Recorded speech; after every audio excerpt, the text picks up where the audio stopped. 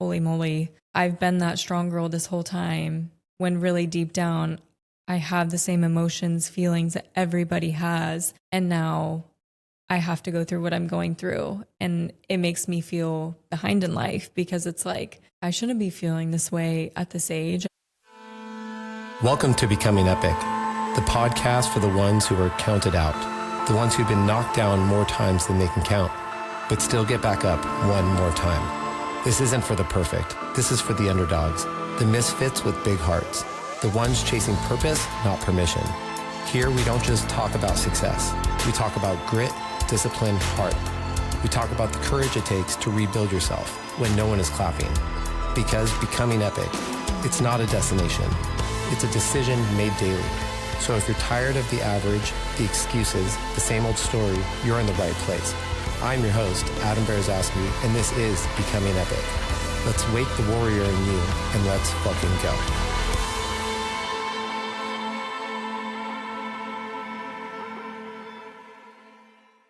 Put my headphones on. What is up, everybody? Welcome back to the Becoming Epic podcast. And this week, I'm excited to do this episode. So we got a ton of good feedback on the interview that this amazing, beautiful woman did for me.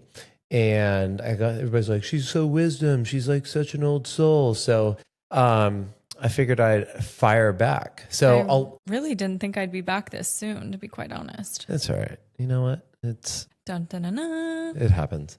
So I'm going to let her introduce herself, even though I don't think she did last time. Did you last time? I did a little bit, but barely. All right. So introduce yourself. Tell them a little bit how special you are, how amazing you are, and how happy you make me. And well, there's only one of me, but I'm Cassidy. I'm 27, right? I think. Still. 27.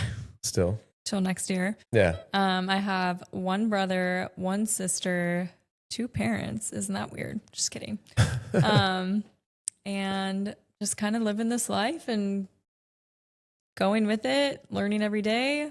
I was in the pet industry for about 9 years, kind of ventured out of that. And here I am a couple years later, figuring life out.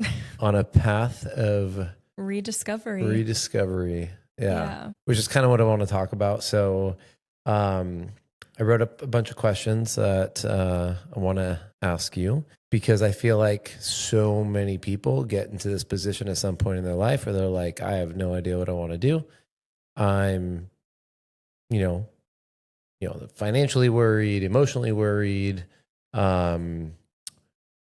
just a fear. Yeah. And I feel like a lot of people just like let life, and here's Burpee. Hi, sir. Yeah, he's going to be coming and hanging out a little bit. Hi, so that way we can hopefully find some relatable motivation, because I also feel like you're on a great path of discovery and healing and a ton of stuff, and you've been doing a lot of good work. And so let's just fire it away. All right. So the first question is, can you tell us a little bit about your upbringing and an early obstacle you faced while growing up? And how did those experiences shape the person that you've become? Gosh, okay. Starting out deep. First of all, I feel like my upbringing was pretty the cliche upbringing, two parents that loved each other, the camping world, spending a lot of time together. So my siblings and I are a little bit spaced out. So my brother and I are actually 16 years apart, which is a pretty big gap. And then my sister and I are 7.5 years apart. So we're all pretty gapped out. So that was, I feel like, a little difficult for me, because my sister was venturing into a different world by the time I was just a little girl. But I looked up to her in so many ways as well. My brother was kind of venturing off in his own little world by the time I was able to kind of comprehend everything. So I loved him. I looked up to him. I would literally sit at the window when he was coming over. But I didn't have that big connection that I had with my sister. And so a big obstacle that I went through, gosh, I feel like there's so many. Probably the first one I've gone through, I feel like a lot of loss for my age. Starting when I was just 6, my mom's friend, her best friend actually was killed in the Metrolink train accident in 2005. Oh, wow. And that was like the first big loss that I had ever really seen. And it kind of shaped, changed my mom. It changed kind of a lot. I feel like truthfully, she's never really been the same since. Obviously there's been a lot that has happened throughout that time. But that was like the first big loss I remember, like coming home from school and just being like this young girl, and my mom and dad were just like hysterical. And I was like, okay. And then it just kind of ventured on. Obviously, as you grow older, you start to lose people. But that was probably the first real loss in my life that stands out to me and just kind of shaped like, right, we're hanging on. And life's a little fragile. Life is fragile, Yeah. but it is definitely like we are put on this earth for some reason. And I feel like I'm finally figuring that out. Yeah, I remember that. That was a crazy train accident. Crazy. Yeah, there's quite a few people that passed away. I had, because what year was that? 2010? No, 2005. So, and she wasn't actually supposed to be on that train that morning. Oh, that's right. That was the Chatsworth one. Yeah. Okay. Yeah. Mhm. Yeah, we had some clients that lost a friend that was a police officer in that accident. Yeah. Wow. Yeah. Yeah, it's hard to understand at that young of an age, like losing, because generally it's like your grandparents and things like Yeah. that, but like a close friend, and especially in such a catastrophic And like she was accident. a neighbor to us. So it's like we grew up with her. Her daughter was my sister's age. And so, we were growing up with them kind of as like second parents. And then all of a sudden it was like, as such a young girl, it was like, she's just gone. Right. And you don't really understand heaven at that age. You don't really understand death at that age. And then it's like, why are we crying? And so it was a big moment, I feel like, where it's like, I look back, like that was the first real raw moment that I remember losing someone and just being like, whoa, this is really weird. And like feeling like, what am I supposed to do? Am I supposed to be crying? Why am I not crying, but everybody else is crying? And just not really understanding like the full aspect of loss. So now, 20 years later, how do you feel that has helped shape how you deal with things like that now and loss? Because loss happens in so many other ways. It's not just death, it's the loss of friends and relationships and whatever, animals. So Yeah. how has that helped? I mean, I feel like loss is such a big aspect that is really not talked about a lot. Like I feel like grief is not talked about a lot. And I'm actually just venturing into that and working with the therapist and figuring out, I feel like grief in a whole has been so shoved to the ground, like not as a community, as worldwide, to be quite honest. I recently read a book. I could not tell you the name of it. I have it at my house, but it just kind of goes into like how as a whole we have just shoved grieving down to the ground. So I feel like honestly I really don't know how to grieve. I feel like I am open, but it's almost like I feel like a pit in my stomach that it's embarrassing to talk about. And maybe it's just about certain people, but it's like, have a lot of people my age been through the losses that I've been through? I don't think so. And so even growing up, like with my friend group, they didn't quite understand like what I was feeling. At a young age, I lost my uncle at like 12 in my house. And it was such a big point in my life and nobody understood it. Like nobody understood like the impact that it had on me. And you're talking like your friends at that time. Yeah, like they were there as best as they could be, loving me, but they didn't understand like the impact and like the feeling I had behind it. And like when we would talk about it, it was kind of just like they didn't really know how to respond. And it's actually weird because nowadays I feel like I don't know how to respond. Like I've been through this type of stuff, but when someone comes to me, it's like, I don't know what to say, And so that's really why I'm on this new healing journey of like finding a new therapist. And, you go through so many and you kind of get discouraged. This is really why like I feel it's so important to find that, because I feel like we as a whole worldwide, we don't even know like what to say to one another. It's, I really like what you said, the fact about grief, because there was somebody that said something about like, the process, at death, then funeral, then moments after the funeral, the party, and then it's like life just starts again. Mm-hmm. And a lot of times when people of impact pass, you have this sense of loss, right? But then again, life just starts. So then it's like, how do you compartmentalize the fact that this just did just happen? And then how are you able to like, life just goes on. yeah. And it's very bizarre how fast life goes on. Cause it's like, everybody's sad, crying. Then there was like food, people are talking, then they're talking about what they're doing next week. And this is all like in the process of like after a funeral, and how fast it goes right back to life. And this book kind of talks about that. Like it goes into like, how have we normalized like in this, in this country and in this day and age, like how have we not normalized grieving? Yeah. I mean, like it takes so much time. And unfortunately, it's like losing people is a general idea nowadays. So it's like, can we take 6 months off every time we lose somebody? Yeah. No. But like, there's those big ones that stick out in my life that I'm like, I've never been the same from it. And it is like shaped who I am today. And it's really important to me to figure out, my feelings and my grief and bring that back out and to surface it, because if somebody I know and love, or even somebody I don't know has gone through something like that, I want to be able to help them. Because I mean, I was like 6 years old when I went through my first loss, and here I am 21 years later. Like, how do I not know how to talk to somebody about that?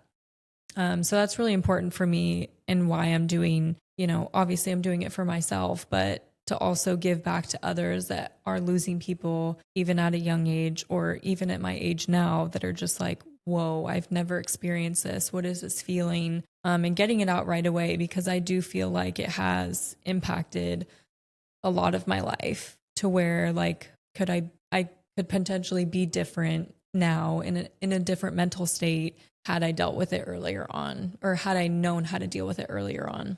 Yeah. And I don't know if you've experienced this, but I definitely did. In my childhood, there was a few years where I lost a considerable amount of people. And it was just like for random things. There was like drug overdoses. One was stabbed in the neck at a bar fight, like so many tragic things, but it was like one after another. And I know like, some people might experience it only a couple times in their life. And and then there is enough time to space out, but it was just like bam, bam, bam, bam, bam, like back to back to back. And, I have not dealt with any of that yet on my journey of like what that impact was, because I feel like it goes hand in hand with like loss in relationships, right? Like, those people are gone. Like you can't say the things you want to say anymore. You can't do those things. So it kind of, in my opinion, it makes you appreciate the fact that if you want to talk to someone, even though you've had some form of loss or disconnection, like you can still say those things to those people, For sure. And that brings up a good point. It's almost harder to have a relationship, or not even a relationship, but it's almost harder to grieve somebody that's still alive. 100%. Like I really do feel that to my core. I had a therapist one time tell me that I was grieving my parents, and I was like, what? Like they're alive. Yeah. And it was like, no, you're grieving the relationship you once had and that you wish you could have. And I was like so starstruck, and still to this day it's like, wait, I'm still sitting here unraveling that years later. Yeah. And now there's like professions of like professional grief coaches, therapists that specifically, are in that realm. And yeah, I think it's definitely not talked about enough. I think again, life just goes on, and it's so much harder to grieve the living than it is, because it's like, once they're gone, they're gone. It's like, it's again, kind of like life goes on. I feel like living in that moment, like you don't think, oh, I've got to say this, I've got to get to them before that happens. But then boom, they could be gone any second. And it's like, what have I waited for? And I feel like that's where I'm at right now. I'm stuck in that. What do I say? How do I hurry and get through this resentment that I feel and get to like forgiving? Because I look at you and I love you. Yeah. Wow. But how do I, like, what do I say? And I just get choked up every single time. And then it's like you have like a message and you want to tell them and say the things that you want to say, but you also don't want to like, because I think grieving the living, it's hard because you also want to like preserve whatever relationship you can with them, especially like, you know, your parents. You know, you don't want to be like, oh, you did this, X, Y, and Z, and make them like resent you for like, this, I'm at the end of my life. Like, no, it's like building, it's kind of like you have to do like the internal work to get over those types of things to then like love them authentically. And, you know, You got to love them for who they are. all right. So was there a particular moment in your younger years that you feel really defined a turning point for you or made you realize that you wanted to take a different path in life? Yeah, it's interesting. So again, my sister and I have a bigger age gap, 7.5 years. And when I was younger, I think I was about 7 at the time, she had her first seizure. And obviously at that age, I wasn't quite understanding what it was from. As I got older, it was from drug and alcohol abuse. And I just remember, you know, from such a young age, I did not see that one. However, when I got a little older, I saw 2 of them. And I was like, absolutely not. I will never go through that. And, you know, thanking my lucky stars, she's still here to this day because honestly, you know, surgeons and whatever were telling her she should not be. And I was just so thankful that she had survived that. And she, to this day, is doing so well. So I'm so thankful for that. Your sister's a freaking badass. Freaking rock star. She has really changed my life in the last like year or so. But back then, that was so life-changing. And I just knew from a really young age, I never wanted to experience anything like that. Yeah, her journey's pretty freaking wild. Her journey is so wild. She'd be a good podcast guest. She would, for sure. If she would do it, she would be such a good podcast guest. Aloha. She has really seen it all. She as well has gone through a lot of loss in her life. You know, from a very young age, she's lost really good friends. Thankfully, I've only experienced one of those that has been really near and dear to my heart. But she, from a young age at like 15, was losing friends.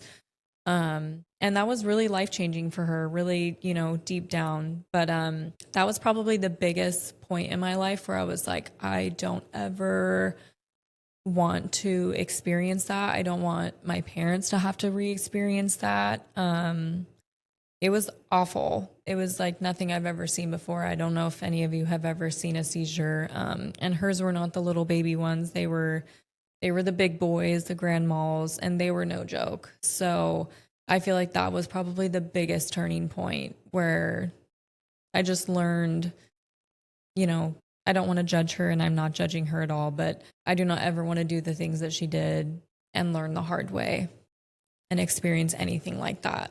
Yeah, I was pleasantly surprised when we first started talking and learning to get to know you, because I think every person has gone through like a party stage or like a, you know, experimental phase, right? And I was, you know, going through what I went through as a child, knowing that side of life, that you didn't experience a lot of that. And, you know, it's like you're an old soul. I think you've been an old soul. You've had to be an adult from a very young age. Yeah. And, you know, I'm fortunate enough to be able to be a small part of your journey. And I do love it. I do appreciate it. But like the fact that you take these lessons and you learn from them and you choose this path because you do take care of yourself. Pretty amazing to watch, even though sometimes I might complain about it. But it's always got to be organic, let me tell you. But it's okay. I mean, love not her. always, but as much as possible. Yeah, as much as possible from every aspect, but it's okay. But I think that was such an attractive thing, the fact that like you know, you maybe went to parties, but like you never had like your big party phase. Yeah, I feel like there's only been a couple times, and if the people listening, if you know, you know, there's only been a couple times that I've really had that, like, I feel like monumental moment. But for the most part, yeah, I just really never got into the drinking or smoking weed. I mean, I've tried it, I've done it. But I never like thoroughly enjoyed it to where it was like living off of it, if that makes sense. Yeah. I mean, it's definitely a different experience. And I feel like every person has some form of an addiction, right? It just depends on like what the, either the substances or the activity. It doesn't matter. Cause like right now I can definitely say I'm addicted to working out, but obviously the benefits of that. I would say so. Yeah. versus,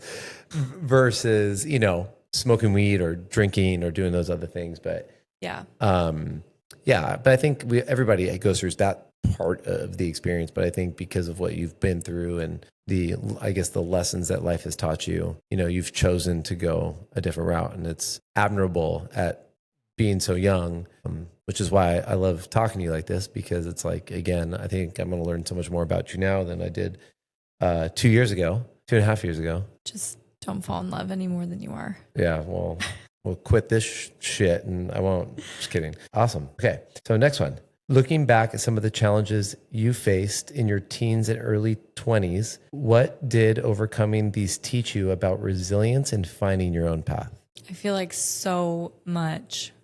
I just feel like it made me spread my wings into who I am today. And even though I feel like I'm at a point that you kind of said earlier, like rediscovering myself, feeling a little lost, to be quite honest, giving up a life I once was living, that was so normal for me, getting up and waking up and doing the same thing every single day, to kind of like life changing abruptly. I just feel like I've learned to like really listen to myself and really sit with my feelings that I feel like I've never really comfortably done. So it's still to this day really uncomfortable for me, but I feel like I'm also learning so much about what this uncomfortableness comes from and where it's taking me. And even though I don't see like the end result yet, and the light, it's almost like I don't see the light in the tunnel, is what I was telling my therapist. I'm still so eager because I know it's there. Mm-hmm. And not that it's been easy, because I mean, of all people, I feel like, I've just been in a darker place than I've ever really been before. And I can't say thank you enough for understanding and being there for me, because wow, some days I'm like, how in the world are you with me? But I just feel like you've also shown me such a different way of life and looking at life, that I feel, growing up and going through some of the things I've gone through, I feel like I've always looked at some of the negative side of things. So trying to look at more of like, what is this teaching me and what is this opening up for me has been so eye-opening, because it's like I've never really thought of life like that before you. And so it's really neat to see I'm going through this, because what am I going to do in the future for people that are potentially going through something either like I am or even worse that I am, and how can I help them? Because honestly, like, I know in my heart, I am not just here for myself. I'm here for my future babies. I'm here for literally anybody and everybody that has gone through anything like I have, better, worse, the same. I feel like we all go through things, and it, again, is just so normalized to just shun it down and to just move on with life, that like, we got to open up and talk about this stuff. And not everybody wakes up in sunshine and rainbows every single day. And, Amen. Some days I wake up like, why am I here? What am I doing? What's my purpose? And it's really degrading for myself. It's like, okay, why do I not know? How am I 27? And I feel like that's a really important topic. I feel like worldwide, there's such a timeline on our lives. Like, you're supposed to get married and you're supposed to have children and you're supposed to do all of A, B, and C before the age of 30. You're supposed to own a home. And it's so intimidating when you get here and you're like, oh my gosh. And now I'm here, 27 years old, kind of restarting life, starting a new career, finding a new career. And I'm like, what am I doing? I just met this guy 2 years ago. I fell for him. I know. I had this whole other plan. I tripped her though. I tripped her. Literally so she didn't just fall. Right she into just it. Tripped. Yeah. How did I fall into this, you guys? Just kidding. I'm so grateful that I did. But seriously, like, you go from having one vision in your life to a completely different one. And I think it's so important to keep your eyes open and keep looking for that shining light, because it's coming. Even though you don't see it, it is coming for you. And there is a purpose, and you will find that purpose, and you just have to hang on tight and figure it out. Yeah.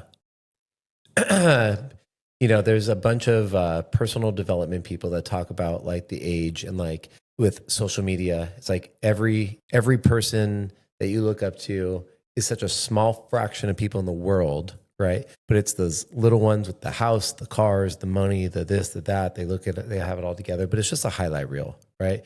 Yeah. And it's like and I'm fallen to it as well, where it's like, I talked about it in, I think, our episode about the imposter syndrome, right? Like, there's so many other people that have like expanded their businesses to multiple locations and this and that in less time frame than I've owned my business, but it's, I've always felt that urge to just be envious of the people that are doing it, right? Even though like I'm actually where my past self wanted my future self to be, where we are. And, and that timeline feels like it's so fast. And that's so important, because I do feel like, even though I feel so almost behind in life right now, I've always pictured myself finding a therapist, reading the self-help books. And those things like seem so cliche, but they have helped me.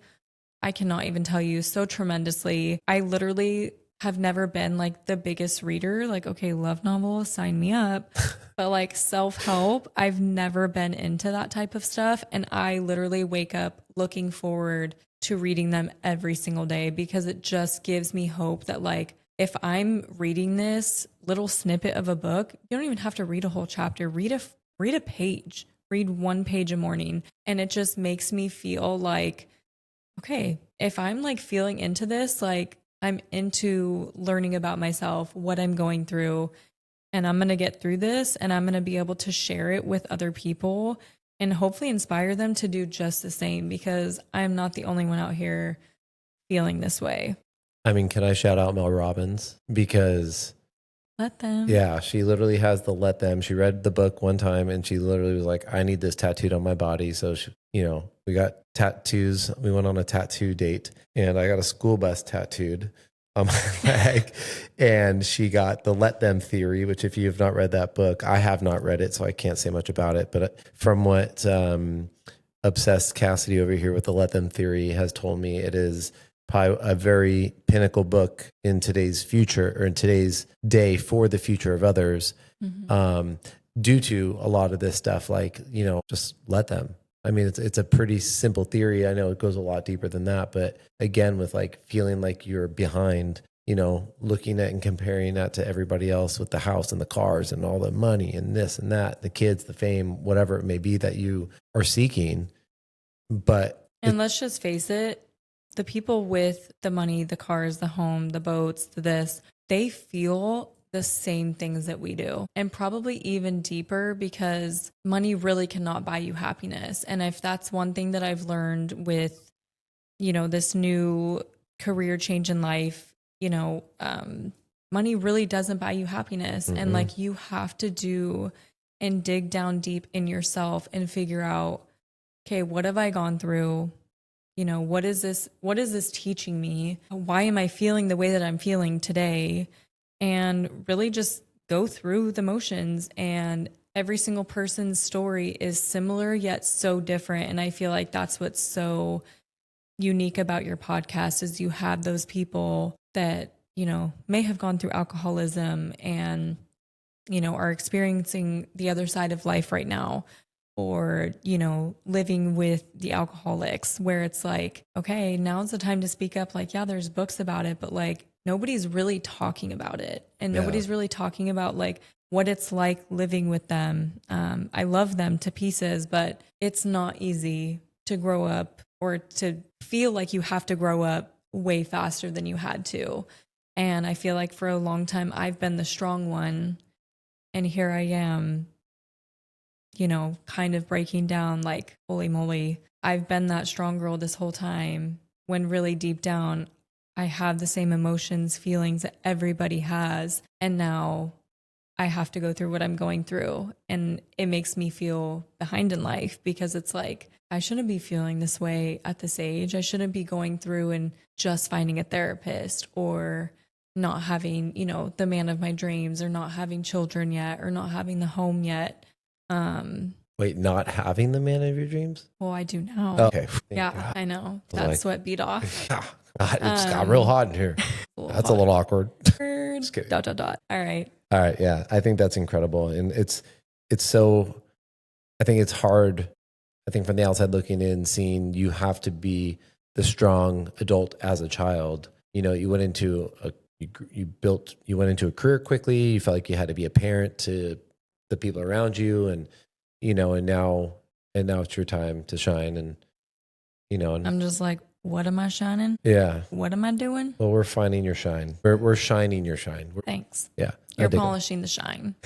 How do you feel about the idea that it's okay to be a work in progress? That's been a really hard one for me. I feel like I'm just getting comfortable with being a work in progress. So I was in the pet industry, like I said, for about 9 years. I quit in November of 2023, I believe. And ever since then, I had this dream of where I met this guy. I had this dream of moving to Tennessee and potentially building or owning my own store. And it kind of changed when I met him. I ventured my way out of that. And I have been pretty lost since that moment. I made a pretty big decision quickly. I do not regret it. I won't say I regret it because I feel like it's taught me so much. I feel like it's opened my doors so much. I feel like it's opened my mind. You know, I don't even know enormously, to be quite honest. But I feel like that was the point that I was, what's the question? Oh my God, you're so funny.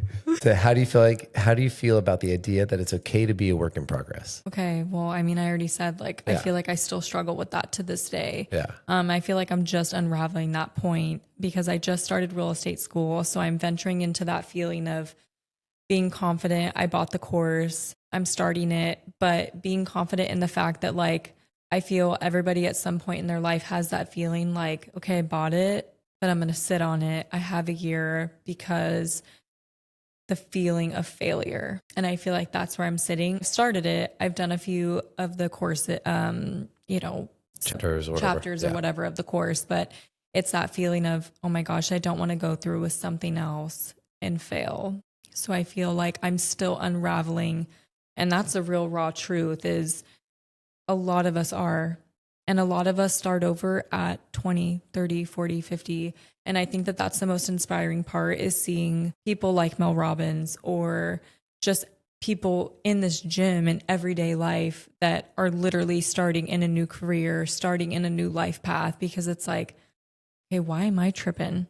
And it's easier said than done, obviously, because once you get into your own mind, you're there, you're stuck, and you're speaking to yourself in a negative way. So that is something that I've been really focusing on, right? Yeah, you have been. Is positive self-talk. And honestly, not even like the positive part, just like stopping myself when I'm being negative and just calling myself out. Well, we'll counteract with a positive thing.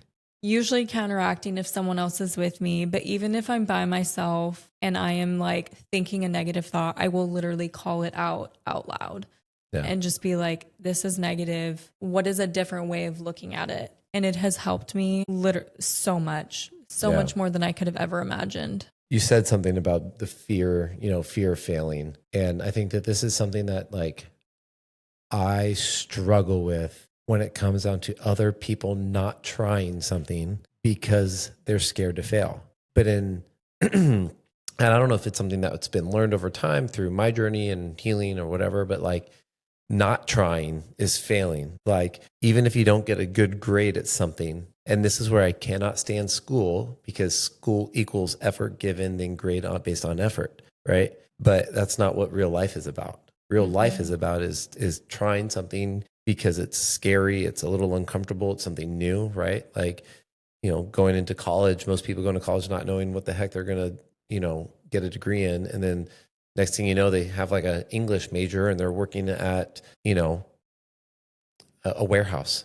Just doesn't make any sense, right? And like to me, that's failure, because like you went to school for what? To learn something that you're not going to use in your real life. But then again, like not doing something at all because of the fear, because fear is generally just emotion, right? And it's a crippling emotion to a lot of people. But if you can get over that fear of failure, because in the end, failure is not trying. Like, okay, you've been with me for 2.5 years. How many businesses have I started that I've just like built and then like done nothing with because, most people won't even get to the starting line, because and I feel like that is such a true inspiration, is like watching you. Like sometimes it's like, why are you doing this? But other times it's like, oh my gosh, like you have so much potential in what you put your mind to, that it's so inspiring to someone like me that does struggle with just that first step. Because I feel like it goes both ways, right? Like you're a person who you can get to that first step, no problem. It's the after part that you struggle with, like the full picture. Well, I'm the builder, and then I'm like, my executor doesn't work properly. But I know like the strength, like I think like one of your huge strengths is you are a really good, empathetic, caring person, right? But then again, it's a weakness as well, because you care so much more about others than you do about yourself, right? Yeah. In the sense of like giving more than you do for yourself. But then the execution, right? Because you say all these things to other people, but then don't execute on yourself. Yeah. Right.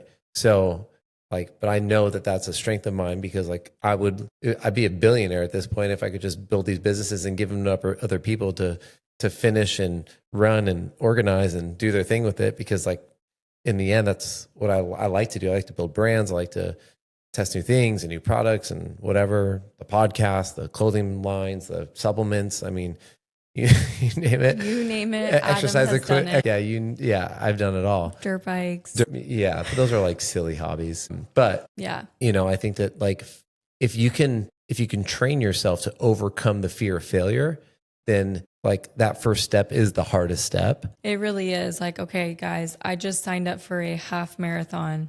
Oh yeah, literally today. Well, I did 2 hours a day. Like 2 hours ago, he signed me up. Yeah. And I feel like this is how I show my love and affection, by the way. I'm like, oh, you want to go on a date? Yeah, we're going to run a half marathon. Yeah. Okay. So, but this is, I feel like an inspiration, because number one, I'm not just doing it on my own, which I feel like is a little different than like school, right? Like every single person has a different vision of what their life should look like.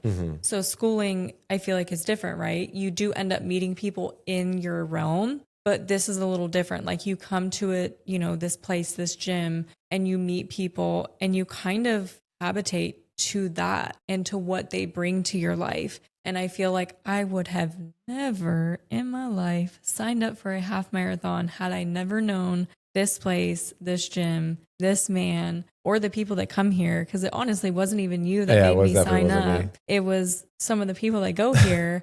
And I'm really thankful for them, because it's like, now I get to look forward to like the training aspect of it. And it is, again, it's so intimidating. I thought about it right after he purchased it. Like, what am I thinking? 13 miles. 13 miles. It's a lot of time alone to think. In my head. But it's like, what is that going to teach me? And I've always wanted to do something like this. I've always wanted to look forward to something like, I want to do something hard that I've never imagined myself doing, because I just feel like, what is this teaching me? Like 13 miles, I'm not going to be running with nobody. Yeah. Maybe. No, there's like a couple thousand people. But like not anybody that I'm like close with. So it's like, I'm going to be by myself for that long. And like, I'm going to be in that mental cave by myself, talking myself through probably everything and anything I've ever gone through and more.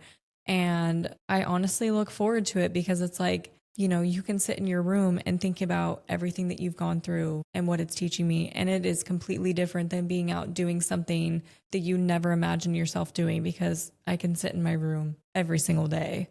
And I don't know about you, but sitting alone in a room with my own thoughts is a hell of a lot more painful than running a half marathon. Well, yeah, I'll be thinking about my breathing, my heart rate. Yeah. Yeah. But like me alone in a room, like with my thoughts, hell no. Yeah. That's why I never go home. I'm here for 15, 16 hours a day, all the day. And Yeah, but again, like I think this is like a perfect example to talk about how exercise can create the resilience in your life to prove to yourself that you're capable of going through pain, right? Because think about the things that you've gone through, and you're like, oh, I don't think, how am I going to overcome this? How am I going to overcome, and we haven't even dived deep into like your teenhood and in your 20s, but there's times in our life where it's like, how do I overcome that? And you do, and it's like in my head, I'm like, okay, I've survived 40 years of my life, and a ton of that was really difficult. So what's like 4 hours worth of running, like for a marathon, and like in my head, it's just like 40 years or 4 hours. Like it's so true. It just doesn't make any sense. But again, like going That's back going to be me, y'all. To the second part of like, building the resilience, right? And like, I think it's not just reading the books. It's not just going to therapy. It's not just doing those things. It's then putting in the physical work to prove to yourself, and granted, you have very, very, very good genetics with your body, but you also, like, I think every person, and this is what I can't stand about the fitness space, because like somebody will look at you and be like, oh, why do you need to work out, right? Like, but it's not just about looking good. It's about building the physical and mental resilience to combat outside these walls. Yeah, because let me tell you, I may look like I don't have to work out, but if you put me on the running grounds right now, I'll be lasting about a quarter of a mile. Yeah. Or just be like, I got a cramp or something, among other things. Yeah. That's good. This is going to be like a 2-hour episode. Yeah. Thanks for calling me out. Yeah, Jeez. there's a ton of uncertainty. I'm just kidding. Okay. If you could envision your ideal life a few years down the road without worrying about the how, what does that picture look like to you? Oh my gosh. Okay. Don't get scared. I'm not scared. Definitely some babies. Okay. I ain't scared. Mini Cassidys. That is very scary. Honestly, there's already a mini Adam out there that freaks me the hell out. So I can't imagine with the definitely some mini me's, plus yous, hopefully. And a house, hopefully this is still remaining for us because I love this place. I know you love this place. I'm dying in this place. Literally. Yeah. Yeah. Like, hopefully the landlords are okay with a body being buried underneath, but I'm going to literally leave my legacy. I know. Yeah. I feel like hopefully a better all of myself, and just like really enjoying the relationships, that I have with my parents and my siblings and my whole family, to be exact. Really opening my heart up to forgiving and, understanding this lifetime is what I really picture. And obviously still growing new friendships, because I feel like I've grown a lot through here. And I love them all, and I look forward to the times that we spend with them here, and hopefully growing that aspect of it. Some are having babies, you know. And some just had babies and hopefully coming back. And yeah, it's been incredible. So, just hopefully that aspect, and like being able to teach our, getting to a point where, to be quite honest, I don't feel like I'm ready for babies right this second. Good answer. Neither way. I really want to get to a point where I feel confident and like being emotionally and mentally like to a point where once our child starts to go through something, like to be able to guide them in, I don't want to say a mature, but a natural way, I guess, and kind of different from how I grew up. I don't want to just shove it down and disregard how they feel. I think it's so important to be open and be vulnerable. But at this time, I feel like that's hard because we haven't really unraveled what we need to unravel. So, yeah, I agree. So then second part, oh boy, is what kind of daily life or impact do you see yourself having? Oh my gosh, that's like such a big realm. Let's just dive into like the impact. I want everybody on this earth to feel like they belong and like they have a purpose. And I know that that's such a wide answer because I feel like that's what everybody wants.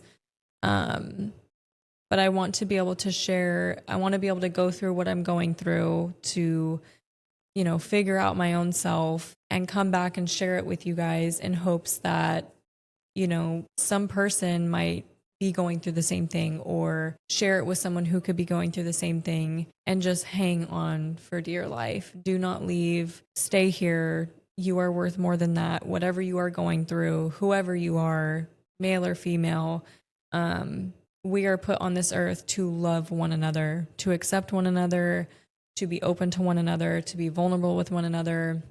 And I feel like that's so important for all of us to know. Well, part of this whole big grand vision of the podcast and this whole Becoming Epic life is to build an online community. And my first target is 100,000 people, because my goal is to hit 1 million people, to be in a group where they feel like they belong, where every person feels like they belong. Like, I guess what we've encapsulated here online, because anybody can walk in. And eventually that online, like, we look forward to doing in person. Yeah. Oh yeah. There's going to be a ton of other things happening, Yeah. but like, you know, there's no, like, there's so much disconnect outside that people are seeking communities. And that's why I think that this is so important, like that you're making such a huge impact in people's lives and building that community, because again, like, I think you hit the nail on the head. People just need to feel like they belong. Our political world today it is so heavy and it is so split that it's like, I just want to love everybody. There's no color. There's no like nothing. It's just people, because we're all part of people, and, you know, loving and giving that human race, and like giving that connection. I feel like human connection, you know, especially during the last 5 years, has been cut. Oh yeah. And it's like, how can we rebuild that? And it is intimidating through social media, because sometimes I find myself like, I do not want to be on social media. Yeah, I do not want to look at it. I don't want to be on it.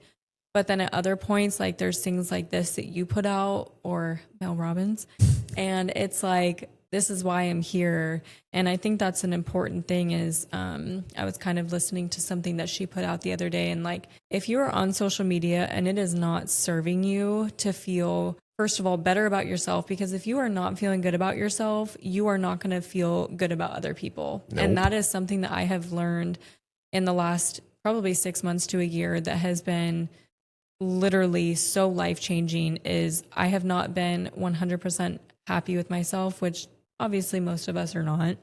But if you're not even 50% happy with yourself, you are going to take it out and use it on the people that you love. And I feel like that is so, like, if you are on social media and those, you know, posts or the people that you follow do not serve you to make you feel better, do not follow them.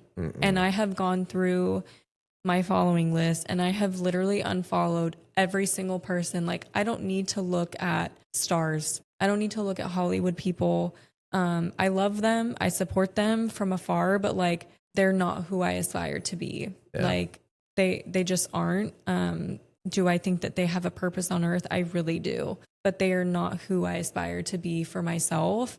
And it doesn't make me feel good that I cannot afford the things that they can. I cannot afford the vacations they can. Or the villas in Italy. The villa, you know, the homes, the cars, the this, the that, the shoes, the outfits. And I unfollow every single one of them because it just doesn't serve me a purpose. And if I'm wearing the same dang clothes for the rest of my life, I would rather do that and hold a bigger purpose into someone else's life, into helping them and to understanding that we are all here for one purpose, than to have that money and buy 1,200 pairs of boots, to be honest. I mean, I love my boots, don't get me wrong. No, I think, you know, I live with a theory is impact over income. You know, the more value you serve others, the more valuable you are in life. And then I think that really helps along with like you loving yourself, because of the feelings that you get, because you're getting positive reinforcement, you're getting those types of things. And yeah, social media is such a toxic place, or it can be such a toxic place. That's why my platform is not going to be on social media. It's going to be in a different realm. But it's going to have a much broader, bigger impact, no doubt. Yeah, I love that. And you're going to be a huge part of that. Hang on tight, y'all. Okay.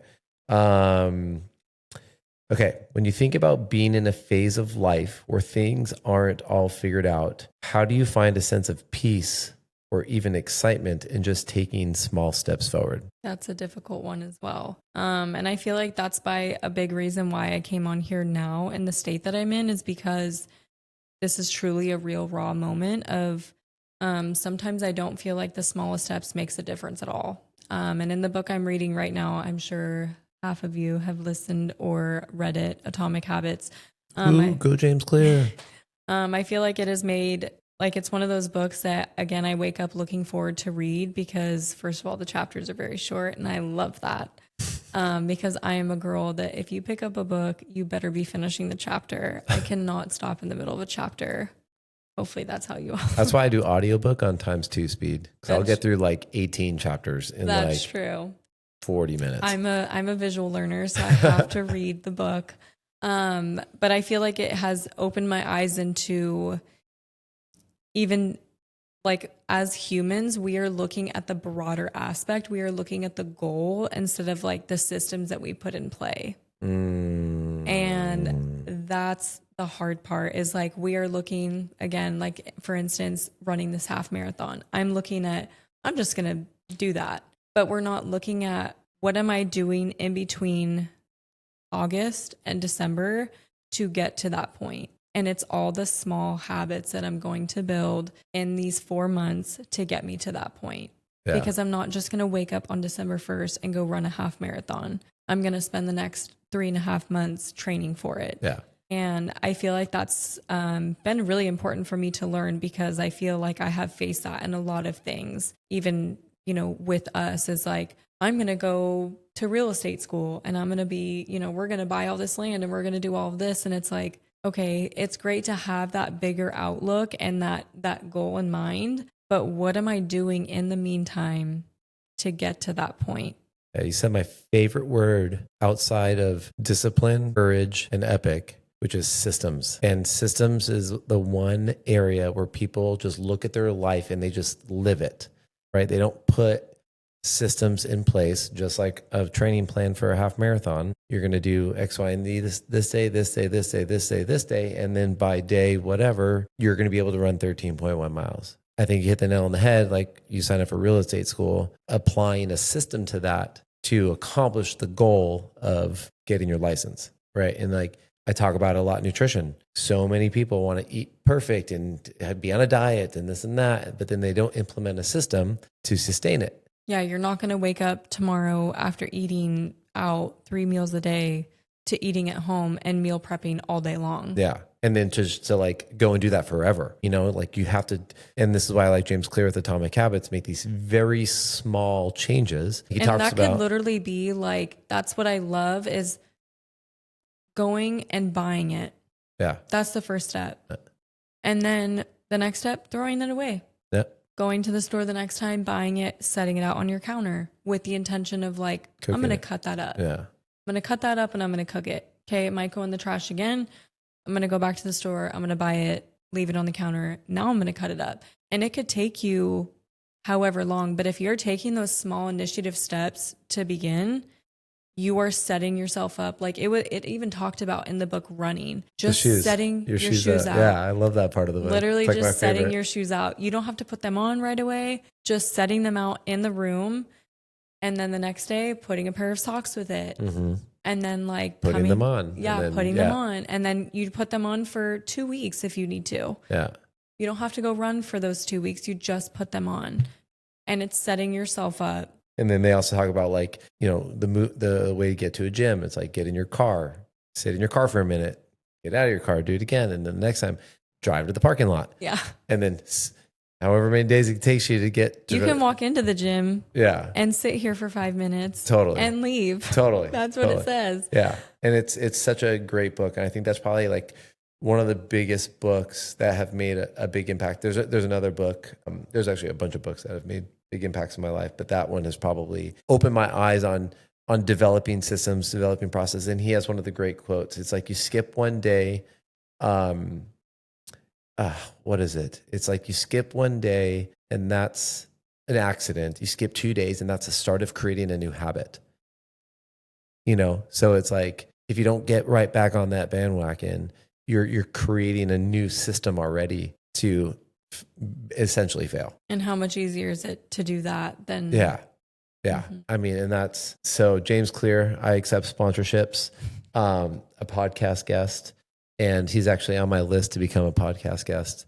Yeah. Really? Oh yeah. I have some that. good people that I want to be on.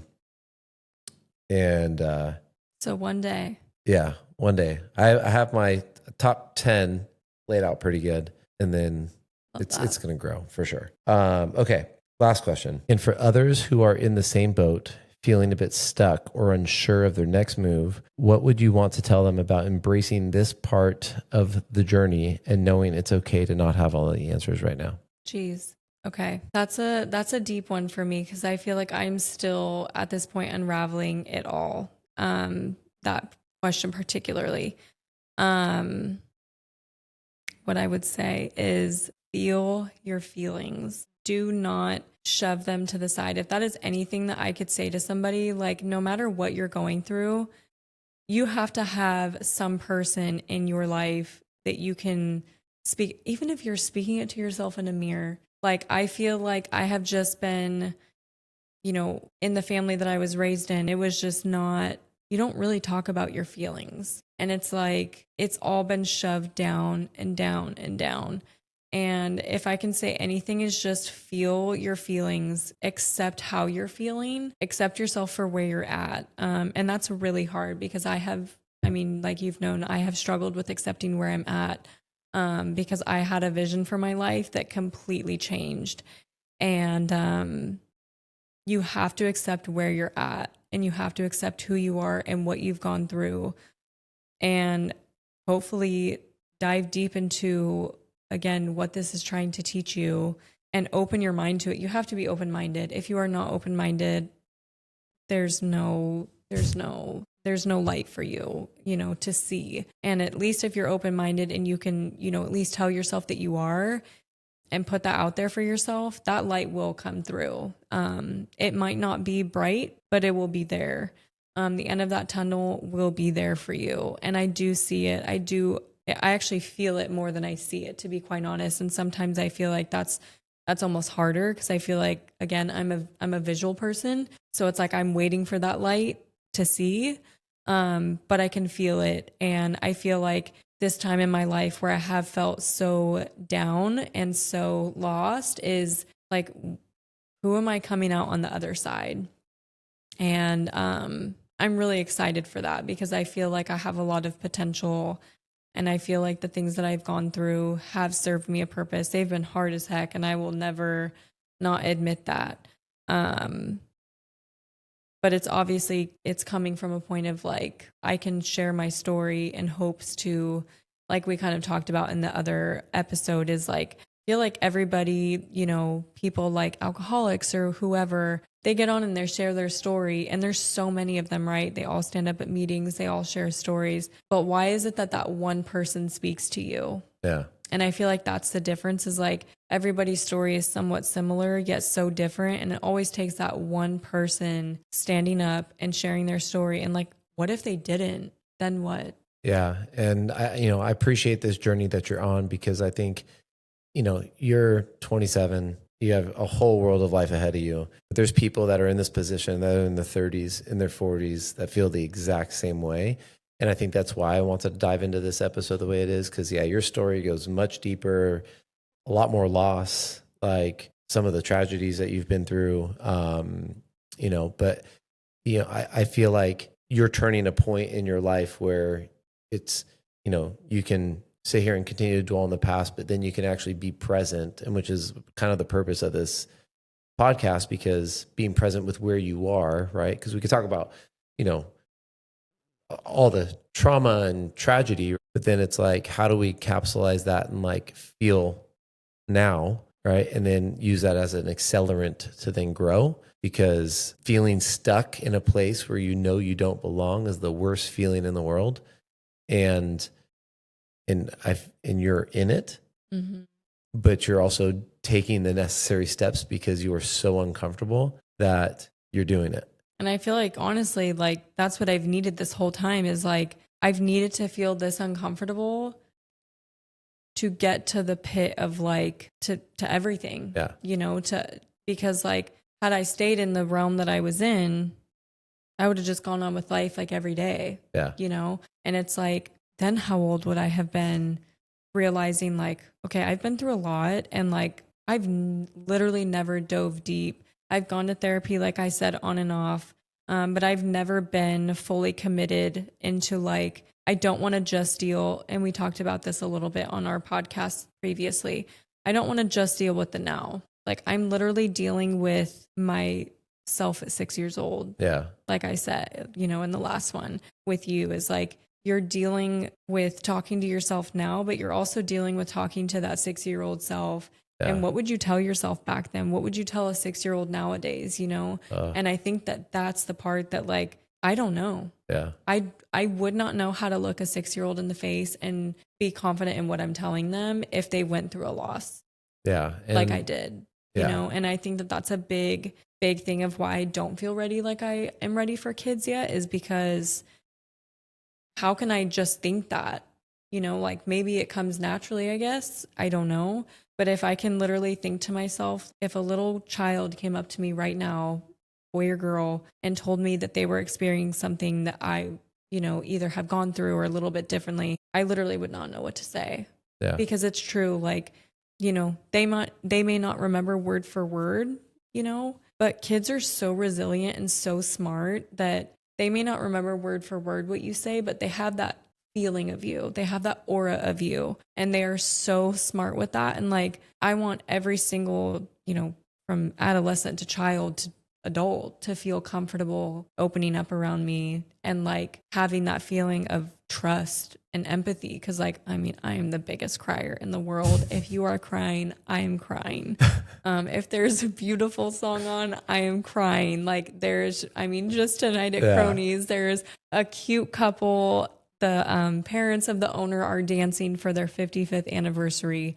And I am literally like glasses on, tears streaming. I'm not crying. I'm a big empathetic person. So I feel like I have that part down. It's just what am I trying to say? That it's okay to be in a place where you have no fucking clue what your future looks like. Okay, well, you can't tell a 6-year-old that, but like, what am I trying to say? Oh, I mean, Adam unfortunately, I do. I love my daughter, but she knows I cuss a lot. Yeah, so Adam might say that to a 6-year-old. However, I would not. Yeah. But there's like a certain word I feel like I'm looking for, like how like I'm an empathetic person, but I don't know how to fully like. Yeah, but again, this is what self-discovery is all about. Yeah. Yeah, and what is unfolding before my eyes is pretty amazing. Yeah. And I'm coming on here. Yeah. In the brink of it all, because I want to be able to hopefully come on here in the next 6 months to a year. And be like, look what we just did. Look what we've overcome. And be able to answer these, honestly, if you ask me the same questions, hopefully with a little bit more confidence and, you know, time in the game, I guess, of healing. Yeah. I dig it. Yeah. Well, just remember, every moment that you're in, you're supposed to be in these places. And you don't know why, you don't know how until 2, 3, 4, 5, even decades later. It's true. But just embracing the moment where you're at, being okay with not being okay is okay. How many times can I say okay in one sentence? And it is hard. Yeah. It is not easy to do at all. I feel like so many people can get on here and say, you just have to be okay with where you're at. Yeah. No, and it's not just, it's just not like that. But if you can do one small movement a day to better understand yourself, literally even just like laundry, just do something on your to-do list that you don't normally want to do. Don't even do it. Just do the first action of doing it. Atomic habits, baby. Yeah. If you're doing if you got to do laundry, separate the colors or put the laundry basket out in Vision. Yeah. It sounds so silly, but like seriously, do something. It works. And you feel better because it's like, okay, set my stuff out to study. Yeah. By a month from now, I'm going to be studying. Hell yeah. Just kidding. We're already studying. It's all good. Just kidding. Hopefully you guys got something from this episode. You know what? It's, again, when you're in it and you're in the mud and you feel like you're drowning, you just don't realize sometimes you have to just sit and appreciate why you're here. Whether you're in financial issues, life issues, you're in limbo, whatever it is, there is a community of people who will love and adore you no matter what. It is coming. We see you. Yeah. We feel you. We are here for you. Yeah. Don't ever hesitate to reach out, and keep tuning in, because we're going to have more amazing guests as we go. And I really do appreciate you sharing a snippet of your story, because again, your story goes way deeper, but I had a different plan for this podcast. Which I enjoy. So on to the next one. I love you guys. Be epic and let's fucking go. Love you guys. That was great.